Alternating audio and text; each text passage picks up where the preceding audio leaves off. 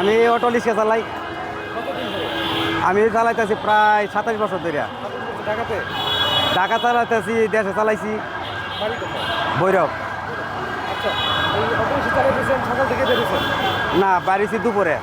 রোজা রাখছেন? বুঝা লাগছে, আমি রাত্রে বাইরে দিনেও বাইরে হই। আমার পোলা অসুস্থ, আমার 1.5 বছরের বাচ্চা 1,70,000 টাকা ভাঙছি। প্রসাবের তুলি ইনফেকশন, মিরপুর হাসপাতালে আইসিতে আসছিল, এর থেকে পরে এই সার্জারি রুম আসছিল, অপারেশন করছে, সাকসেসফুল হয়েছে না। অনেক পরে টাকা নাই, বাসায় নিয়ে তুলে দিছি। ইফতার করবেন কি দিয়া? ইত্যাদি রাস্তার মধ্যে অনেকে দেয়, যা দেয় তাই যদি করি। কিনা করেন? কিনা করি নাই অন। কেন? আমার টাকা সমস্যা, আমার পোলার পিছনে টাকা ভাঙতে হয়। রোজা সপ্তাহটা ছিলেন? সব করে থাকতে পারি না, ওই যে পোলালে দৌড়াদৌড়ি করতে হয়। আজকে ছিলেন? আজকে ছিলাম, কালকা ছিলাম। আজকে ইফতারি কই করবেন?